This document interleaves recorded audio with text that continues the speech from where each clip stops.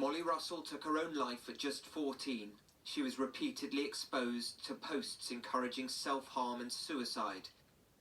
Mia Jinim was also 14. She took her life after being bullied over social media.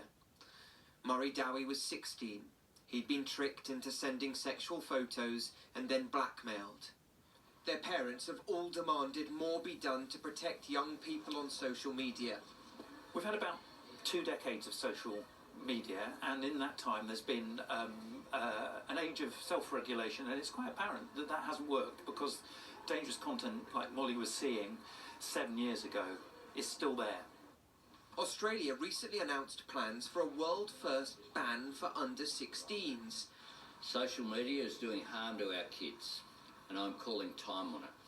And the UK is considering doing the same if recent regulations aren't enough. I'm in close touch with the Australian legislators that are leading this legislation. I want to understand what they're doing, why they're doing it, what evidence they're basing it on, but also the impact that it has.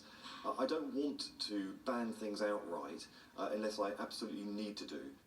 Under last year's UK Online Safety Act, social media platforms are required to protect children from harmful content. Some pages and sites will have age checks, and new criminal offences have been introduced, including for cyber flashing. Under Australia's proposed under-16s ban, firms will have to make changes within a year or face fines of up to £25 million. These students in Cumbria have grown up with social media. I got most social medias in year 7, and I'd say it really, it just makes you vulnerable to seeing so much stuff that you really shouldn't see at that age. I would compare myself a lot to these influencers who got popular due to their looks or like the overconsumption, because they buy so many things to be pretty, and I felt like I had to be like that, and when I wasn't or when I couldn't be, it really took an impact on my mental health and self-esteem. Social media has long been a wild west for children. Unless there's real change, it may be banned for them altogether. Sam Holder, ITV News.